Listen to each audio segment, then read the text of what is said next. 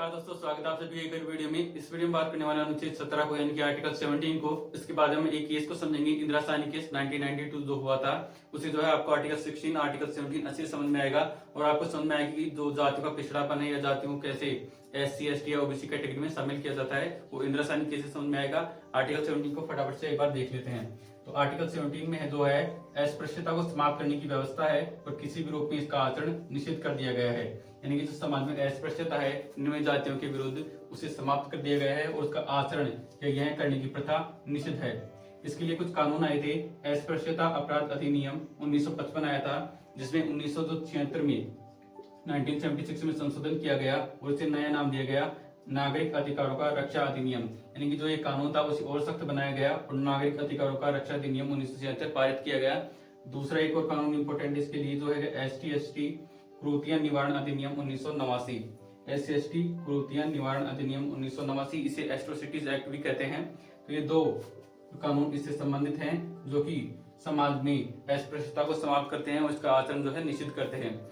इसके बाद में जो बहुत छोटा आर्टिकल है, इसके बाद में देखते हैं इंदिरा साहनी केस 1992 में केस हुआ था और इसमें बताया गया थी कैसे जो है जो ये अस्पृश्यता में जो जातियां हैं, पिछड़ा वर्ग है, उसे कैसे निर्धारित किया जाए, उनको जो आर्थिक किस आधार पर दिया जाए और कैसे 10% आरक्षण जो EWS को आज दिया गया है 1990-91 में दे दिया गया था, उससे इस केस के बाद में जो है समाप्त कर दिया गया था। तो अब देखते हैं इंदिरा साहनी केस 1992 जो कि है इंदिरा साहनी केस 1992 में केस हुआ था इंदिरा साहनी केस, जिससे ये आर्टिकल 17 और आर्टिकल 16 जो है रिलेट करता है। तो आपको अच्छे समझ में आएगा ये आर्टिकल। तो इस केस के फैसले को देखते हैं। ठीक है, इसमें 10% EWS को आरक्षण दे दिया गया था 1990 या 1992 में 91 में। उस 10% आरक्षण को जो है अवैध घोषित कर दिया गया, यानी कि 10% आरक्षण EWS को नहीं दिया जाएगा। इस केस में यह फैसला आया था। इसके बाद में दूसरा जो फैसला था वह था कि जो पिछड़ापन है, जातियों का जो पिछड़ापन है सामाजिक स्तर पर, वो सामाजिक पिछड़ापन होना चाहिए, न कि आर्थिक या शैक्षणिक।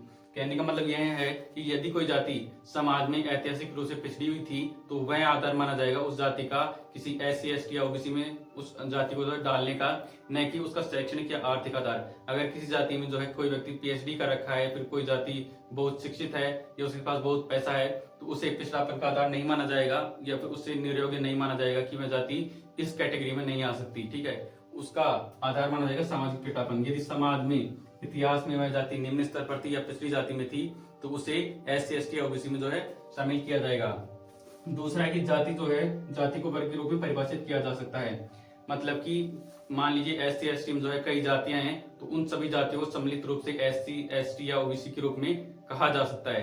तो ये था एक। और चौथा जो फैसला था कि आरक्षण किसी भी स्थिति में 50% से अधिक नहीं हो सकता। जो आरक्षण होगा उसकी लिमिट है 50%। 27% SC ST को दिया गया है, OBC को आरक्षण दिया गया है, MBC को, SBC को जो आरक्षण दिया गया है वो कुल मिलाकर 50% से ज्यादा नहीं हो सकता। इस केस में ये था। तो इस चीज को तो ध्यान रखिएगा कि जो जातियों का पिछड़ापन है वो सामाजिक आधार पर होगा, आर्थिक और शैक्षणिक आधार पर नहीं होगा। इसको अच्छे से याद रखिएगा। और जाति को जो है वर्ग के रूप में परिभाषित किया जा सकता है, इसको अच्छे से ध्यान में रखिएगा। तो इस वीडियो में इतना ही था दोस्तों। अगर आपको वीडियो अच्छा लगा तो प्लीज़ वीडियो को लाइक कीजिएगा और चैनल को सब्सक्राइब जरूर कर लीजिएगा। मिलते हैं नेक्स्ट वीडियो में। टिल देन गुड बाय, जय हिंद।